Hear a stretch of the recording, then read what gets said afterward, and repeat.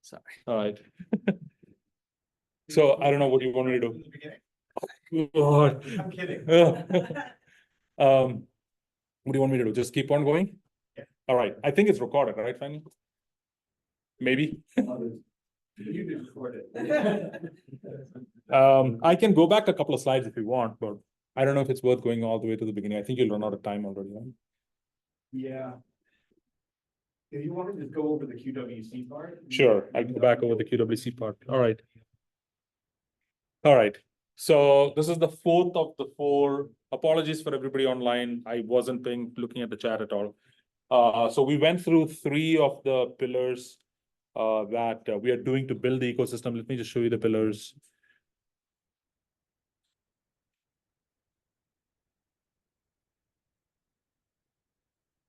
We went through the academy, which is mostly, I talked about pathways, a few other things. We went through the policy and ethics center. Hopefully you saw the QR code online. You can find out everything you need from looking at it. And then we went over the life sciences and healthcare innovation hub underneath the industry innovation hub model was the three things I talked about.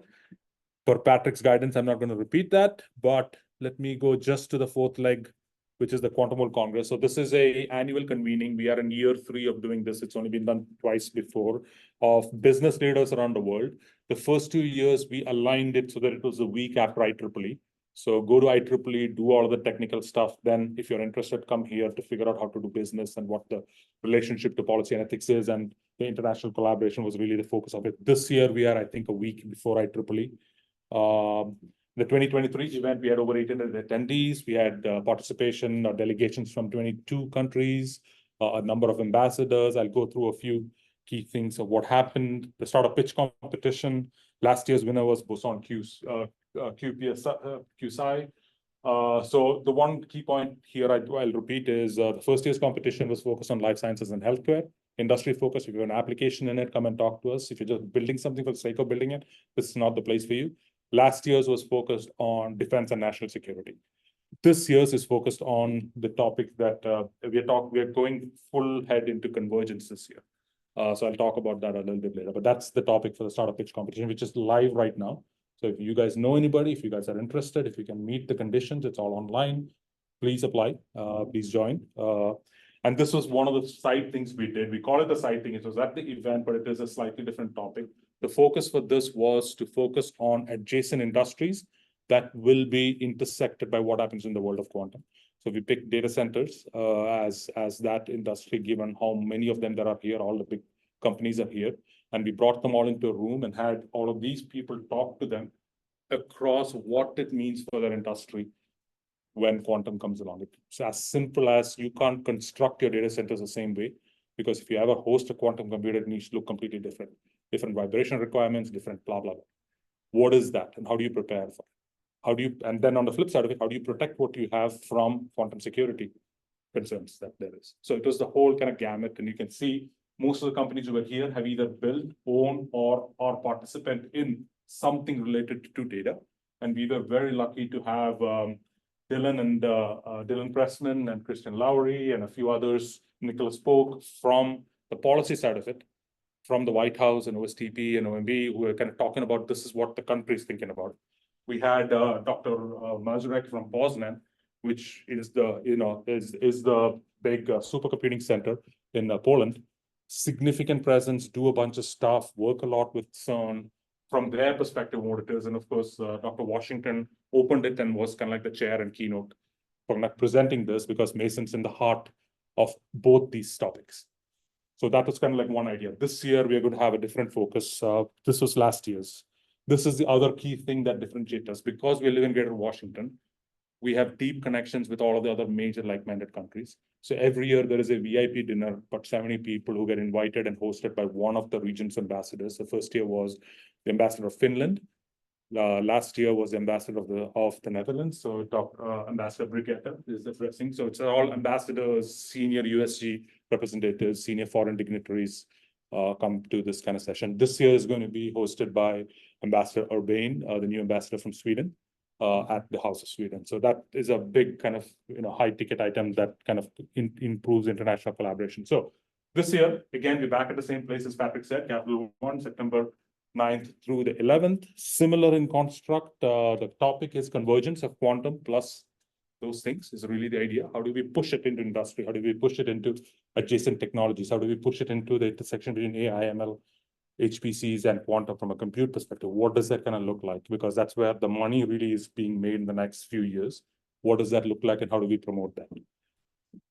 Same 6 or 7 big things that's going on. There's education sessions and boot camps that happen. There is something called the domain workshops, which is people who are deep in the science come together and spend half a day talking through how do we commercialize and what the challenges are from that perspective. And 5 breakouts, apart from the main topic. These are the kind of like the topics that go into the breakouts. This year, we're introducing something called the Launchpad. We kind of likely had it last year, but it's a special section just for startups and emerging companies to kind of come together and show it. And the country showcase is also very unique. We invite 4 countries roughly to come and bring their industry and present their industry to the world. And it's usually the countries that are trying to like open their doors and say, this is what we're doing, that does it. So we'll have a few of those this year. There are companies and industry from certain countries who are coming to showcase to do it. This is the QR code for the startup pitch competition. If anybody's interested, you can just kind of look at it. You can also find it just on the Quantum World Congress website. I would really encourage you to look at the conditions, and if you can apply, apply. We're taking everybody from, I have an idea, it's on a PowerPoint, to I'm not yet Boeing. So it's a pretty large type of company, but you need to have a very solid, why am I doing this? Why am I in this space? What does it kind of mean? That is really where the criteria comes in. And so we receive like lots of applications. They get down selected. There's a down selecting committee, down selected down to 20. And then another committee looks at those 20 and 5 to 6 get picked to present at the Quantum World Congress. And one of them is the eventual win. So that's the cycle. It happens over the summer. This is something special we're doing with the University of Maryland on the 12th, so the day after Quantum World Congress. This is going to be a new edition going forward. It's called the Quantum Leap Career Nexus. We're still working through the logistics, but think of it as a combination of a job fair and an ability for undergrad, grad, and postdocs to come together to meet industry. So everybody who's come for the first 3 days is going to stay over an extra day. We're going to ask them to stay over on September 12th. It's going to be at College Park. We're anticipating, and College Park is working with NSF and the NQA to try to figure out what those pieces are and how much funding is there. But we are really anticipating a few hundred students from across the country to turn up to kind of have a get together, and then in the afternoon meet with all of the industry partners who came to QWC will come over there to kind of have this networking session is really the idea. So it's really to create a community among ourselves. So this is kind of like, and of course, everybody in the NQA is really involved in this. We are really involved in this. So we're really trying to push this this is a new thing from this year that's happened. And I can't announce it yet, but there's 2 other really incredible special things that's going to happen at QWC. Stay tuned, like massively breaking in about 3 to 5 weeks, we will be able to announce it. But each one of those could be an event in itself. So please stay tuned. We are really, really trying to kind of increase the viability and who's there and what it looks like. QSEC can help the students be able to attend. You can also volunteer there and also find some ways to attend that way. So don't let costs be something that stops you guys. Let us reach out to us. Sorry. Thank you, Patrick. No, thank you. No, absolutely right. And if anything comes up, even from outside of George Mason, if other people just ask them to reach out to us. We'll figure out what to do. Because we want students there to participate, to know. That's the whole point of this, is to build the ecosystem, right? And the students are the ecosystem. So help us figure out who it is. And if it's cost or logistics standing in the way, that should not be standing in anybody's. So reach out to Patrick or myself, or depending on what that looks like, and we'll figure out how to make it work. So this is one last thing I want to leave you about is, like I said at the very beginning, Quantum World Congress has become this thing that is spinning out big initiatives. The Quantum Accord is something that got spun out last year out of the International Forum. So this is a 3-hour workshop that we do at every Quantum World Congress that is pretty much leaders of quantum from around the world. So the 22 countries that show up, their leaders show up here. We spent 3 hours just talking through how can we work better together. And out of this, one of the key things that came out in 2022 was there's a lot of national government to national government conversations, but it's impossible to make those kind of work because it's too much paperwork, too much whatnot, and nobody knows what to do, right? So if Patrick or Jessica are looking to go collaborate with somebody out of France, unless they know somebody at a French university, it's impossible. Like, how do you do it? Right? There's no mechanism to do it. So the Quantum Accord grew out of this, where we said, let's not work at the national level, let's work at the regional level. And the Quantum Accord was initially founded by the 4 organizations you see here. Greater Washington, this was initially just Amsterdam, but it's such a small country, all 5 hubs are now part of it. The Waterloo ecosystem in Canada, and it was just Queensland, but EQUIS is the national hub of Australia, has kind of taken over. So the 4 of us got on stage and signed an agreement to do very practical things at the ground level, which includes student exchange, it includes academic reach outs, includes joint projects, things of that nature that the Quantum Accord. And you can read more details again, another QR code. 5 years ago, I would not have thought QR codes would survive, but now they're everywhere. You can just take a look through it, and you can find out more about this. So since we have kind of launched this, there's 7 other regions we are in the process of ingesting.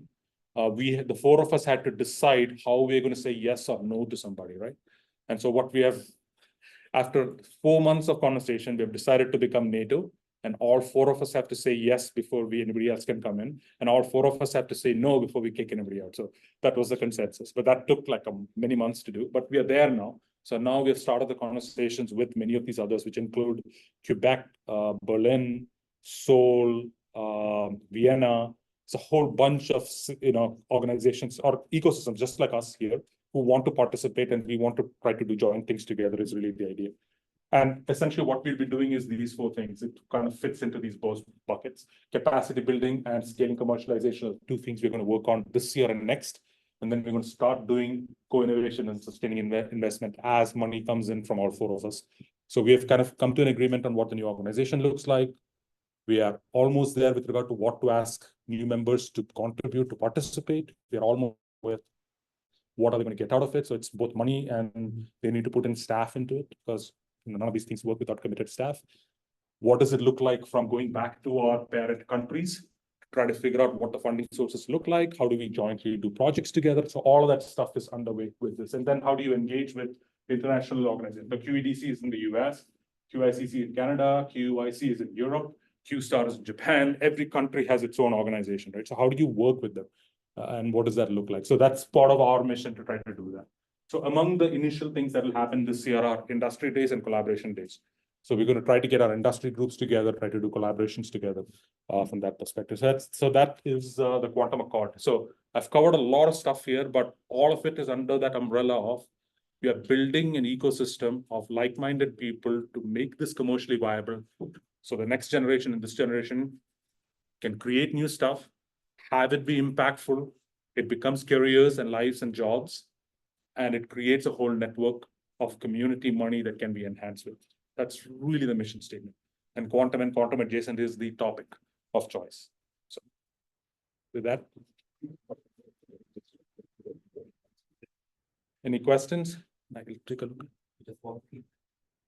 So, it seems to me that you're doing like a lot of things like for workforce development, outreach, networking, digital goods. What about research? Do you provide like any funding opportunities like for universities, or do you have any initiatives that like a promote better collaboration, inside this ecosystem, whatever? So do you have any something like that? Yeah, so sustaining investment is intended to try to do that. And then if you remember back in the industry innovation hubs, one of the 6 stakeholders was investors. So in both those cases, if you look at how investment flows today, right now in this country, in any country, like look at Europe, look at Japan, right? Government funds basic research. So here the money goes to NSF, which goes to universities. That's the pathway, right? And industry funds applied research or productization. But there's a big gap between the two in most countries, except in a few countries like China that think, and India now that's thinking differently about it and trying to fund the entire ecosystem, right? So as a not-for-profit that is an ecosystem builder, we don't have access to the basic funding mechanism because that comes from an NSF to a George Mason, right? It doesn't come through they don't need a middle person in that, right? On the flip side of it, if I'm a VC, Quantination or Cubic Ventures or InQtel, they don't need me because they are going to fund something that can provide them 10x in 5 years. They have got a spreadsheet, right? It's got nothing to do with the technology. They are not technologists. They just look at the financial numbers. They have some. So you can see where the gap is, right? So one end of it is covered, the other end of it is covered. So our kind of mission, especially with the Quantum Accord, is trying to bring those together a little bit. So I'll give you a couple of examples. So we are on a proposal to the Australian central government with the Queensland team to do joint research and exchange of people. And if that money comes in, then there is a pool of money to do that. We are talking to the Dutch for a similar kind of joint thing that we're going to apply. We have talked to the Canadian central government saying, where is the money going? So if you just fund Canadian companies, that's like 24 of them. There's just not enough. So are you going to pick a domain? Are you going to pick a company? Is it so? That's the discussion that needs to happen. That's a little difficult to do at the nation to nation level, because if I am sitting at NSF, I have no mission to see what's happening in a technology. I have a mission to have more American things happening.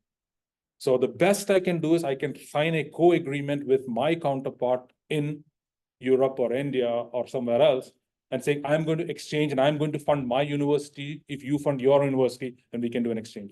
And you can imagine how long that will take and how inefficient that process is, right? So our goal is to try to short circuit that and try to find stuff in the middle. So going back to the life sciences hub, right? So the conversations with the investors has been, all right, your plan today is I want to, there's two types, right? One, scattershot. I'm going to fund everybody with the word quantum in it, hoping that 2 of them survive and the other 98 go away. But that's my one approach, right? The other approach is I am going to hire deeply knowledgeable people in it and know where to put my bets more strategically. But it's the bet is always, I have a company that's viable that I can look to exit in 5 to 10 years. That's the bet, right? They don't have any other mechanism to think 20 years out. It's not their job to think that. The conversation with them has been, what would you do to have a seat at the table where the people who are going to buy this have a voice in saying, this is what I'm supporting versus that? Whether it's a type of quantum technology, whether it is not using quantum at all, because it's just a tool in the portfolio of the mission statement of somebody like a clinic, right? They don't care if they do it, solve it by quantum. Their mission's got nothing to do with quantum. It's to solve healthcare issues, right? So what would you pay to have a seat at the table? Would you change how you think about how your motivation? So you're having similar conversations with NSF and other foreign governments. Is what would you pay? NIH is a particular example, right? NIH does not fund traditionally things unless they're 80% of the way to being commercialized. Go ahead. Yeah, all right. So that's really, it's a challenging question because it does not have a, this is what we will do, right? And we are not in the space where we are going to fund that because that's not our role. Our role is ecosystem. So our role is converging. There are people who have money and who have jobs. We need to make sure that this conversation is set. So thank you again so much. Thank you. Thank you.